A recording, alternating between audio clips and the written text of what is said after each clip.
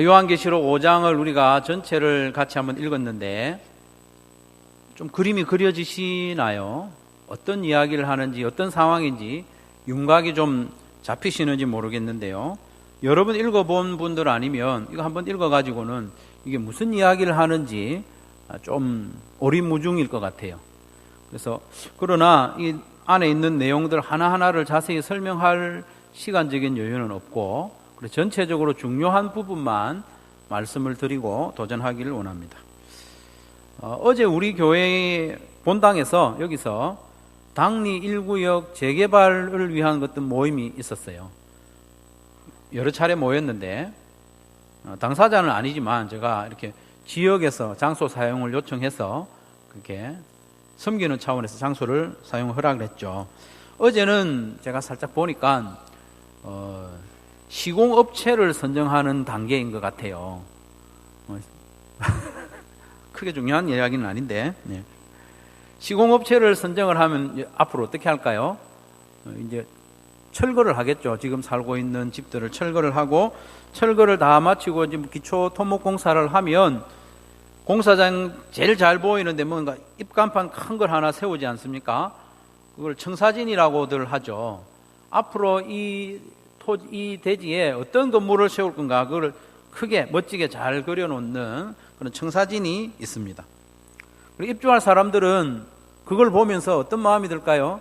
아, 내가 장차 들어가 살 집이 이런 모양이구나, 잘 지어졌으면 좋겠다, 그런 마음을 가질 것이고, 그 공사장에서 일하는 인부들은 자기가 맡은 부분을 공사하지만 이 큰 단지의 아파트에서 내가 어느 부분에 일하고 있는지 알 수 있는 것이 그 청사진 아니겠습니까?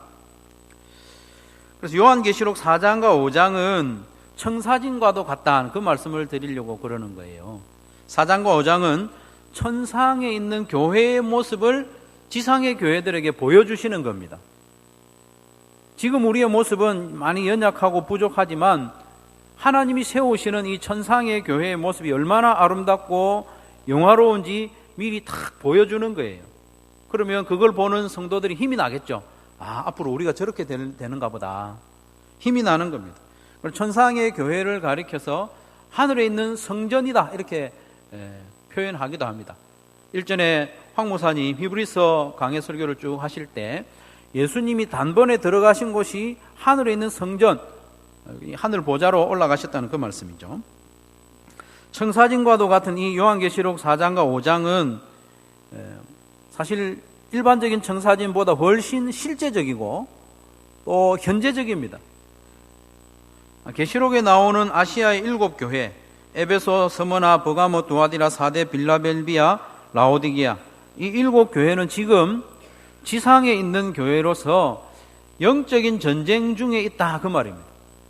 2장 3장에 우리가 읽었지 않습니까? 교회들을 하나씩 부르면서 너희들 이런 것들은 잘하는데 이런 건 좀 문제네, 좀 고쳐봐라, 이렇게 하는 내용들이 2장에 3장 이어지고 있었죠. 영적인 전쟁 중에 있다는 겁니다.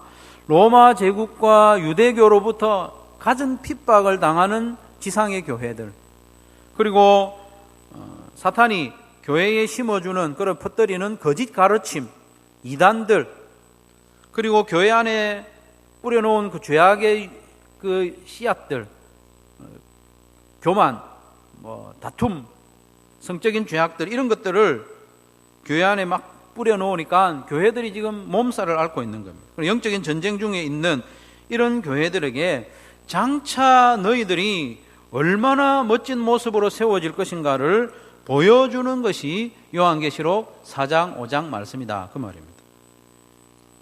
요한계시록 4장 5장을 가리켜서 흔히 하늘 보좌 환상이라고 합니다. 그림을 하나 보시면 4장 5장을 이해하는 데 좀 도움이 될 만합니다. 선명하지는 않죠. 뒤에 있는 그림보다 이쪽에 있는 그림이 조금 더 나은데, 빛이 환하게 비치는 저 위치가 하나님이 앉아 계시는 보좌입니다. 보좌.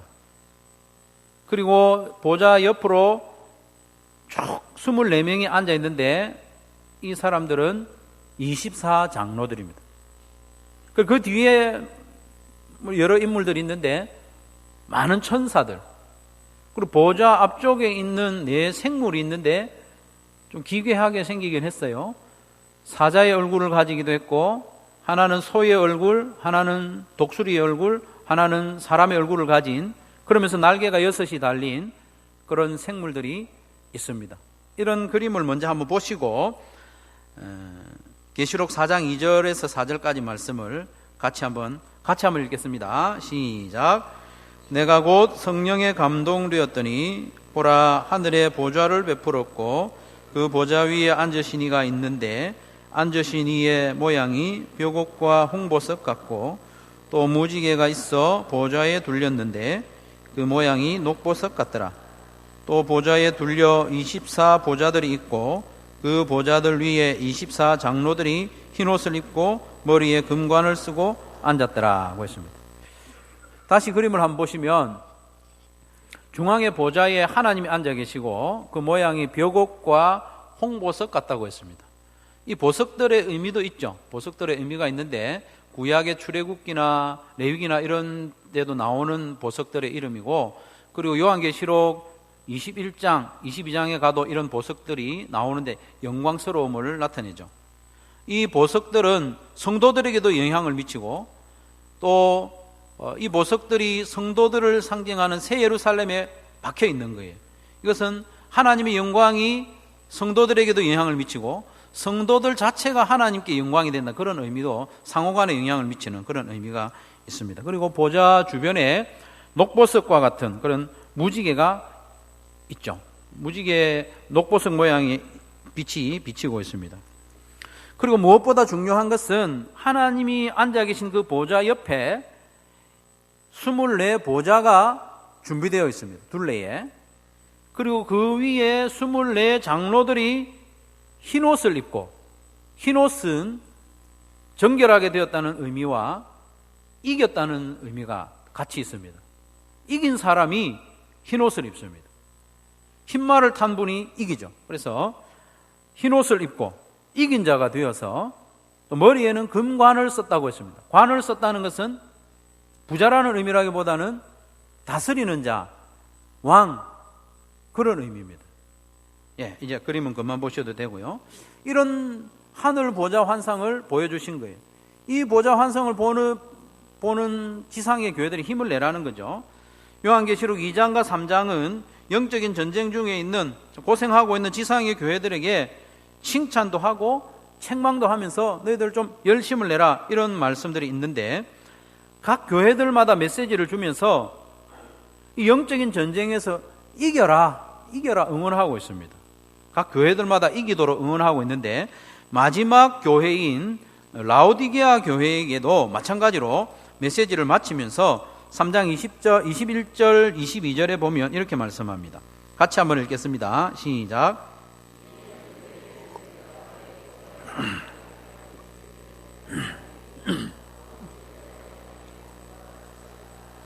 귀 있는 자는 성령이 교회들에게 하시는 말씀을 들을지어다. 아멘. 이기는 자에게는 예수님이 이기고 보좌에 앉으신 것처럼, 하나님과 함께 보좌에 앉으신 것처럼 이기는 그에게는 그 사람도 내 보좌에 함께 앉게 해주겠다, 이런 약속을 하신 그 다음 절부터 하늘 보좌 환상이 시작되는데 4장이 시작되죠. 거기에 보면 24 장로들이 보좌에 앉아서 왕노릇하고 있는 겁니다. 24 장로는 신구약 교회의 대표자들을 의미합니다. 구약 교회의 12지파, 신약 교회의 12제자들, 하늘로부터 임하는 새 예루살렘의 기둥과 성곽에 이들의 이름이 다 기록되어 있습니다.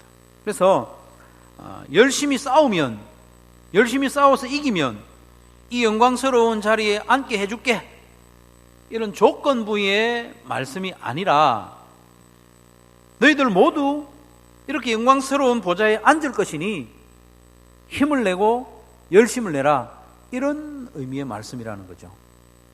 요한계시록 4장과 5장의 말씀이, 다시 말씀드립니다.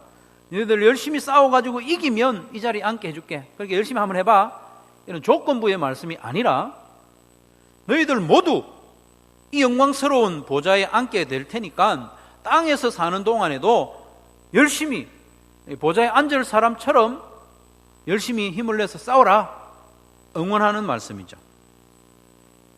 요한계시록 17장 14절 말씀은 계시록 가운데서도 매우 중요한 말씀인데요, 제가 한번 읽어드리겠습니다. 그들은 사탄의 세력입니다. 그들이 어린 양 예수님과 더불어 싸우려니와 어린 양은 만주의 주시요 만왕의 왕이시므로 그들을 이기실 터이요 또 그와 함께 있는 자들 곧 부르심을 받고 택하심을 받은 신실한 자들도 이기리로다.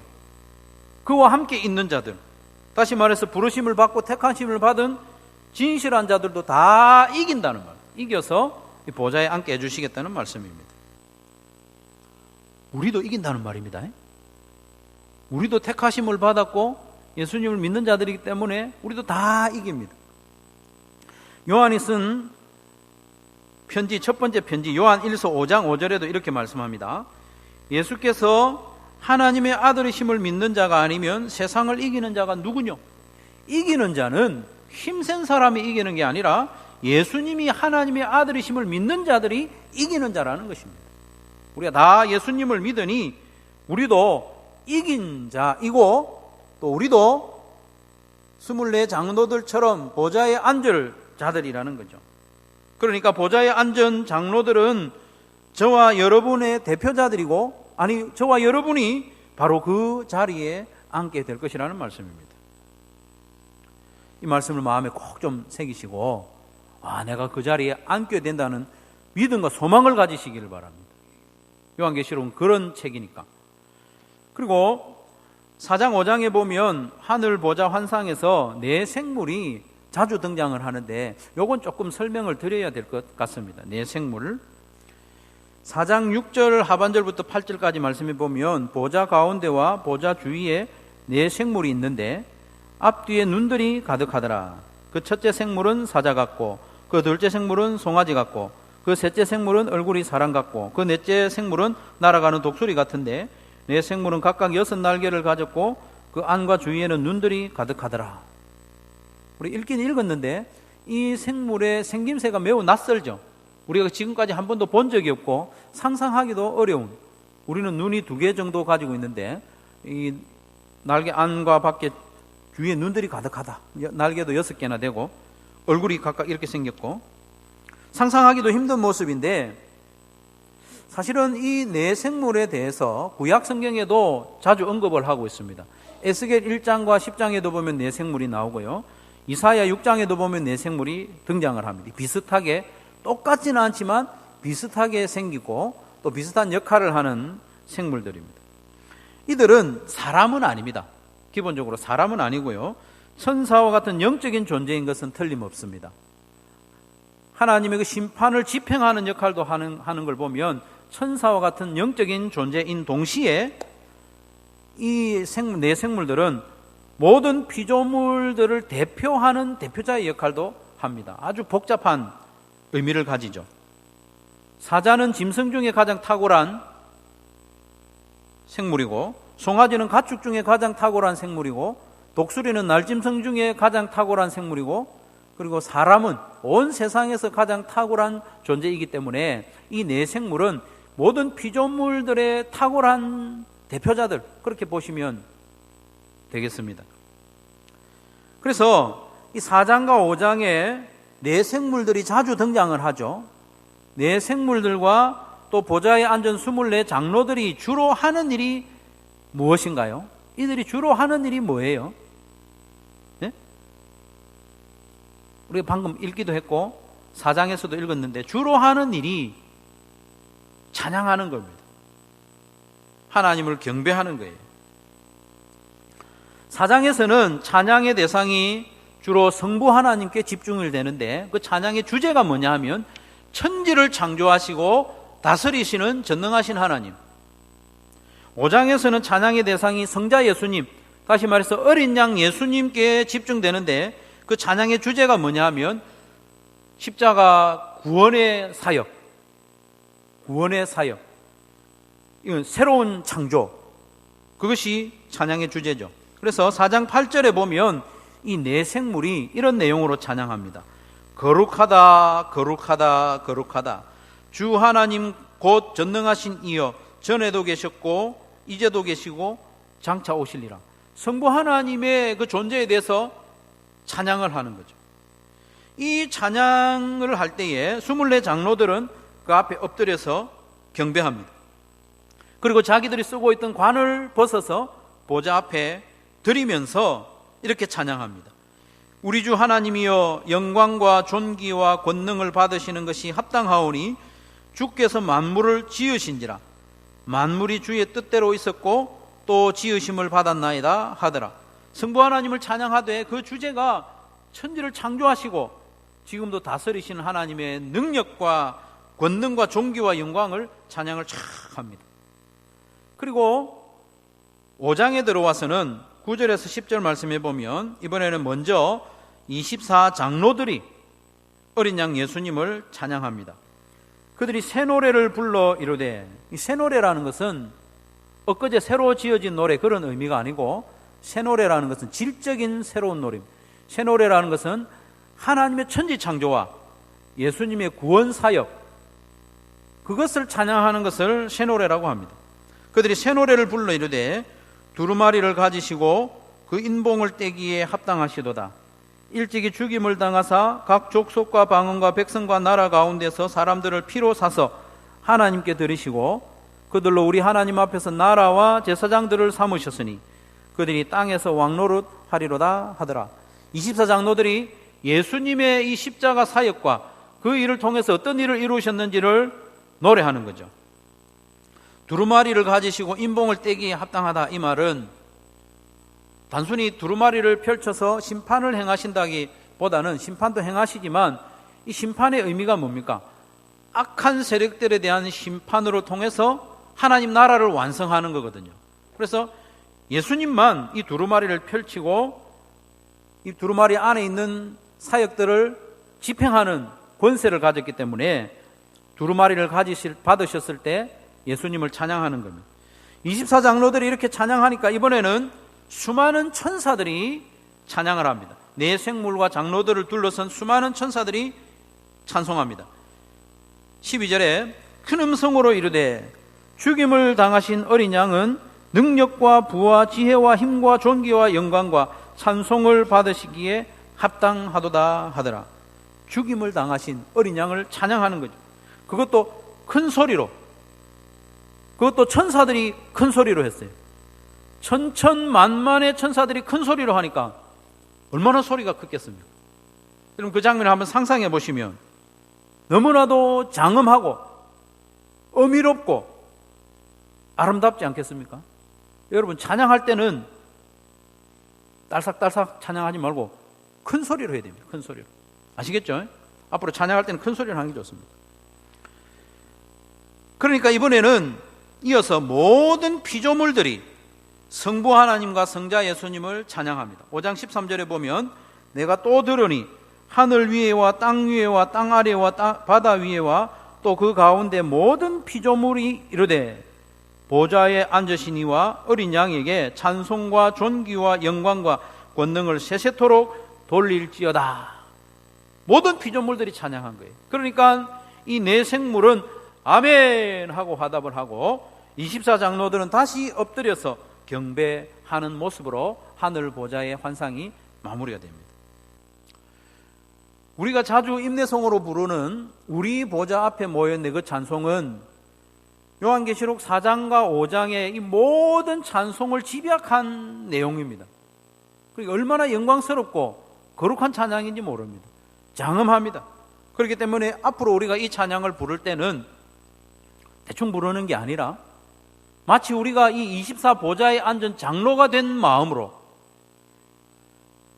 영광스러운 마음으로, 감사하는 마음으로 우리 보좌 앞에 모였네 찬양을 하는 거죠. 하늘 보좌 환상에서 두드러지는 내용은 24명의 장로들이 하나님 보좌 바로 옆에 마련된 보좌에 앉아 있다는 그 사실과 성부 하나님과 성자 예수님께 올려드리는 찬양과 경배로 가득하다는 것입니다. 이 모습은 애초에 우리 하나님이 천지를 창조하실 때부터 계획하신 모습이고 이제 모습이 완성되어져 가는 거죠. 장차 이 영광스럽고 아름다운 현장에 저와 여러분이 반드시 참여할 것이기 때문에 우리 힘을 낼 수 있는 거죠. 이 환상을 통해서 주님께서는 지상의 교회들에게 말씀하십니다. 교회야 힘내라, 성도들아 힘내라, 이렇게 말씀하시는 거죠. 성도 여러분, 힘내시기 바랍니다. 힘내라고 하나님이 이렇게 응원해 주시는데 힘내야 되지 않겠습니까? 물론 여러분들을 힘들게 하고 절망하게 하는 이유들이 많이 있을 겁니다. 믿지 않는 가족들의 핍박이나 또 무관심, 외면하는 것, 그런 세월이 오래 지속되면서 지치기도 하죠. 어떤 경우는 경제적인 어려움을 당하기도 하고 육체적인 고통을 당하기도 하고, 특별히 우리는 자기 자신의 모습 때문에 절망하고 실망할 때가 많습니다. 좀처럼 변하지 않는 자기의 모습, 예수님을 닮아가야 되는데 5년 전이나 지금이나 10년 전이나 지금이나 비슷한 자신의 모습 때문에, 그리고 세상의 즐거움과 죄의 유혹에 대해서 반복적으로 넘어지는 자기의 그 한심스러운 모습, 이전에 하나님께 회개하고 하나님 다시는 안 그러겠습니다 해놓고 얼마 지나가지고 또 같은 모습, 같은 구렁텅이에 빠져있는 자기의 모습을 볼 때 실망할 수도 있습니다. 그러나 여러분, 힘내십시오. 힘내도 됩니다. 하늘 보자 환상이 우리에게 실제로 이루어질 것이기 때문입니다. 예수님의 피로 구원받은 우리를 마침내 하나님 보좌 옆에 있는 24 보좌에 앉을 만큼 우리를 거룩하게 하시고 영화롭게 하시고 흠없는 존재로 만들어 주실 거라고 약속하고 있습니다. 그러니 여러분, 힘내십시오. 낙심하고 앉아있는 것은 사탄이 좋아하는 일입니다. 힘내시고 일어나시고 열심을 내셔서 믿음 생활 잘하시고 또 영적인 전쟁을 계속해서 치러 나가는 저와 여러분 되시기를 바랍니다. 하늘 보자 환상 그 자체로도 우리에게 큰 힘이 됩니다만은, 하늘 보좌에 앉으신 그러니까 하나님의 능력과 또 어린 양의 능력을 알면 우리는 더욱 힘이 납니다. 하늘 보좌는 사탄의 세력을 심판하고 하나님 나라를 완성하는 컨트롤 타워와 같습니다. 공항마다 가보면 모든 것을 주관하는 관제탑이 있지 않습니까? 관제탑에서 몇 번 비행기, 몇 번 활주로로 착륙하고 또 이륙하고 이런 걸 다 컨트롤하는 것처럼 이 하늘 보좌에서 사탄을 심판하는 일과 또 성도들을 격려하는 일과 이 모든 일을 컨트롤하고 주관하고 있는 거예요. 4장 5장이 그래서 중요한 의미를 가지는 겁니다. 그림을 한번 보시면 어젯밤에 수고해서 그린 겁니다. 제 글씨가 시원치 않아서 부탁을 해서 또 그렸는데, 완성품은 아닙니다만은 요한계시록을 전체로 이해하는데 매우 유익할 것 같습니다. 그래서 이 그림이 필요한 분들은 예배당 입구에 복사해서 몇 장 놔뒀으니까 선착순으로 가져가시고 요한계시록 사이에 넣어두고 읽으시면 흐름을 이해하는데 도움이 되리라고 생각합니다. 하늘 보자, 이 성전이라고 볼 수도 있는데 저기에서 모든 일을 주관합니다. 지상의 교회를 격려하기도 하고요, 소망을 주기도 하고, 또 하늘 보좌에서 사탄의 세력을 심판합니다. 6장에서 16장까지는 7인, 7나팔, 7대접의 심판에 대해서 기록을 하고 있고, 그 다음 17장, 18장에서는 큰 성 바벨론, 음녀 바벨론이 멸망하는 내용을 담고 있고, 그리고 이어지는 말씀대로 보면 짐승과 거짓 선지자가 심판당합니다. 짐승은 바다에서 올라온 짐승이고 거짓 선지자는 땅에서 올라온 짐승인데, 이 짐승과 거짓 선지자 그리고 사탄이 하나님의 삼위일체를 흉내내는 거예요. 이런 존재들이 다 하나님으로부터 심판당합니다. 20장에 보면 하나님께서 마지막으로 사탄을 결박해서 불못에 던지는 장면이 나옵니다. 마지막 심판이죠. 이런 모습들을 보면서 사탄의 세력은 교회를 공격합니다. 핍박하고 거짓 선지자를 보내고 범죄하게 하고, 그러나 교회는, 지상의 교회는 사탄의 세력에 대해서 싸워야 됩니다. 싸우면서, 사탄에 대해서 싸우면서 사탄의 지배를 받고 있는 세상, 이 세상에 대해서 지상의 교회는 계속해서 사명을 감당해야 되는데, 하나님 나라의 백성으로 사는 모습을 보여주고 그리고 복음을 전파하는 제사장의 사명을 감당해야 합니다. 그 사명을 그 심판들 사이에 삽입해 두었는데 10장부터 14장에 보면 교회가 증인으로서 해야 할 사명을 우리에게 가르쳐주고 있는 것이죠. 이렇게 4장과 5장은 이런 전체적인 그림을 이해하는데 핵심적인 부분입니다. 그러니까 여러분 4장 5장의 하늘 보좌 환상을 보면서 우리 힘을 내야 됩니다. 우리가 장차 얼마나 영광스럽게 될 것이며 하늘 보좌에 앉으신 분들이 나를 공격하는 사탄을 심판하시고 또 불못에 던지실 것을 우리에게 보여주시니까 우리 힘을 낼 수 있는 것이죠. 그림은 이제 그만 봐도 되고요. 그런데 이 땅에 살면서 지상교회가 고전을 면치 못하는 우리의 모습을 볼 때 저게 가능하겠나 싶은 생각도 들어요. 사실은 내 모습을 볼 때. 그리고 우리 같은 시대의 한국 교회의 그들 가운데 정말 엉터리 같은 교회들이 있지 않습니까? 교회 뉴스 나올 때마다 얼굴이 화끈거리고 또 같은 목회자로서 어떻게 저런 일을 행할 수 있는가, 그런 모습을 보면서 이 교회가 회복될 수 있을까? 한국 교회가 다시 회복될 수 있을까? 그런 절망적인 생각이 들다가도 요한계시록의 말씀들을 보면, 특별히 요한계시록 4장 5장의 말씀들을 보면 이런 형편없는 교회들도 하나님이 반드시 지키시고 회복시키셔서 영화로운 보좌에 앉게 해주실 것을 말씀하고 있으니까 힘을 내야 하는 것입니다. 우리 자기 자신에 대해서도 마찬가지입니다. 우리 노력으로는 어떻게 이 보좌에 앉을 수가 없어요. 하지만 이 모든 일을 주관하시는 하늘 보좌에 앉으신 하나님과 어린 양 예수님과 온 세상을 두루다니며 역사하시는 일곱 눈 성령이 역사하시면 우리를 회복시켜 주실 줄로 믿습니다. 주님의 은혜로 성령의 도우심으로 그렇게 해 주시는 겁니다. 에베소서 2장 4절에서 6절 말씀해 보면 같이 한번 읽겠습니다. 에베소서 2장 시작.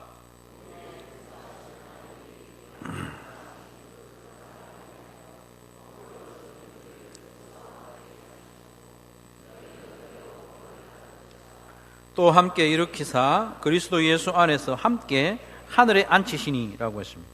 아멘. 우리로 하여금 예수님을 믿고 구원을 받게 하심은 어떤 의미입니까? 그리스도와 함께 일으키시고 예수님의 보좌에 함께 앉히신 의미라는 겁니다. 앉히셨다고 이 과거적인 표현을 한 것은 반드시 그렇게 하시겠다는 약속의 의미가 들어있는 거죠. 하나님의 은혜로 예수님을 믿는 우리는 즉시 구원을 받고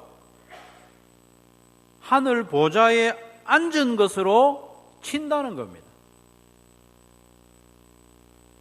예수님을 믿은 후에도 여전히 부족하고 연약한 모습이 남아있지만 우리의 믿음을 보시고 어렵다 인정해 주신다는 겁니다. 일단 어렵다 치고 점점 어렵게 만들어 가시는 것이 하나님의 구원 방법이고 하나님의 능력입니다. 우리의 현재 모습을 보면 도무지 그 영화로운 보좌에 앉을 자격이 전혀 없지만 앉을 사람으로 치고 우리를 그렇게 바꾸어 가신다는 겁니다. 고린도전서 1장 말씀을 보면 더욱 놀라운 말씀이 나옵니다. 아시는 대로 고린도 교회는 신약 교회들 가운데 가장 문제가 많은 교회 중에 하나입니다. 얼마나 골치 아픈 교회인지 모릅니다.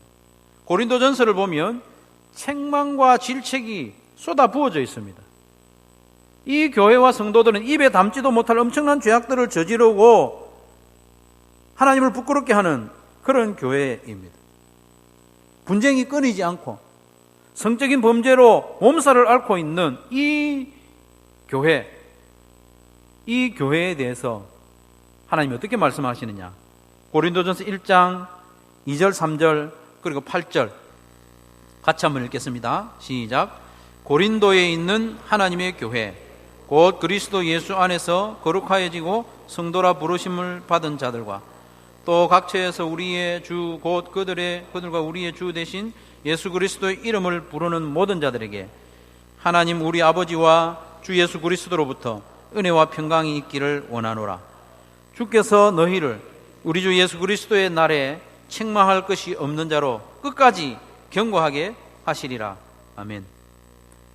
이런 골치 아픈 교회들, 심각한 죄를 짓고도 돌이키지도 않는, 회개도 잘하지 않는 이들을 책망하면서 이런 말씀을 겸하여 하고 있습니다. 하나님의 교회,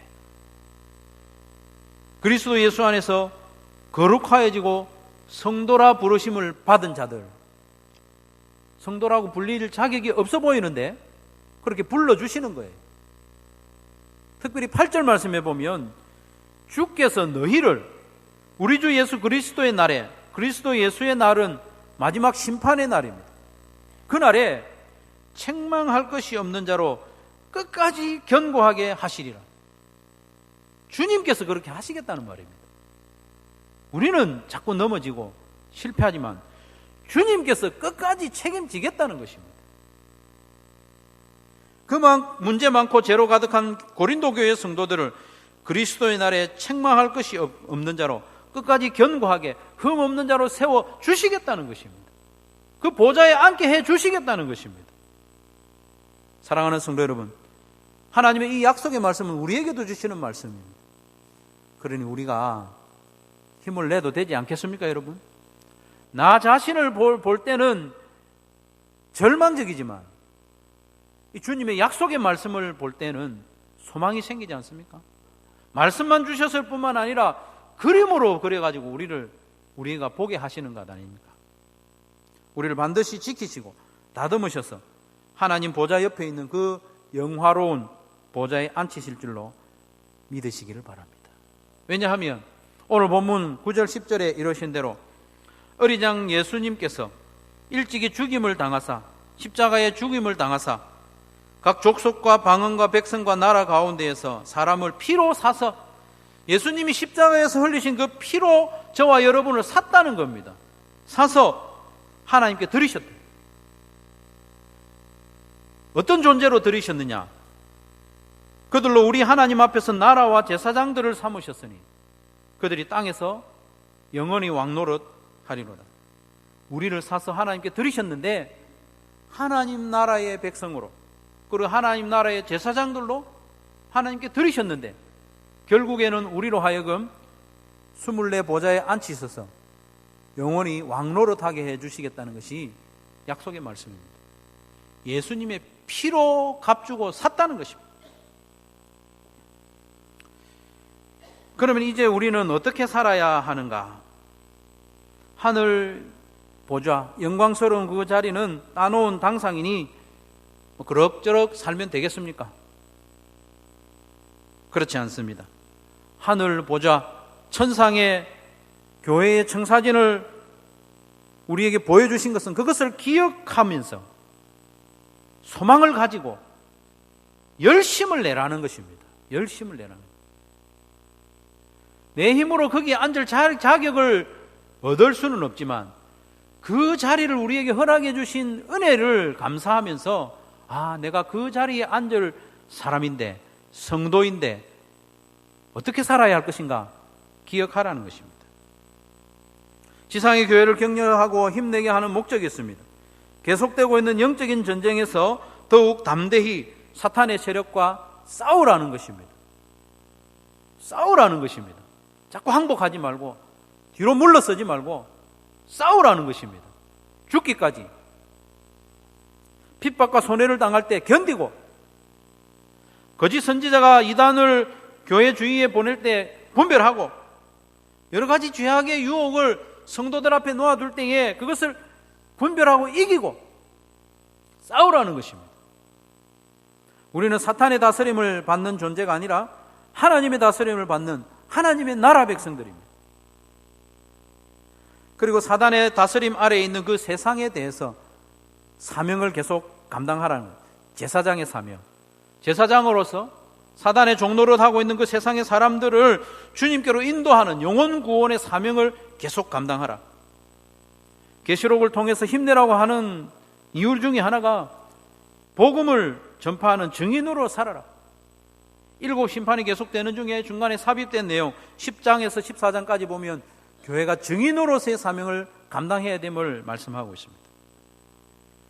사랑하는 성도 여러분, 저와 여러분은 장차 하나님 보좌 옆에 있는 그 보좌에 앉을 존귀한 존재임을 믿으시길 바랍니다. 우리는 그런 존재입니다. 아니, 이미 하나님께서는 우리를 그런 존재로 여기시고 그런 자리에 앉혀주셨습니다. 그러니 이 땅에 사는 동안에도 자꾸 이 아래에 있는 것들의 마음을 빼앗기지 말고, 이 땅에 있는 세력을 두려워하지 말고, 오직 하나님의 다스림을 받고 영원한 하늘나라에서 가치 있는 일을 위해서 이 땅을 살아라 말씀하고 있는 겁니다. 세상에 복음을 전하면서 또 하나님과 화목하게 하는 제사장의 사명을 충성되게 감당하며 살아가는 저와 여러분 되시기를 바랍니다. 예수님이 십자가에서 흘리신 피로 우리를 사서 하나님께 드리셨습니다. 어떤 존재로 드리셨습니까? 하나님의 다스림을 받는 하나님의 나라로, 그리고 제사장으로 드리셨습니다.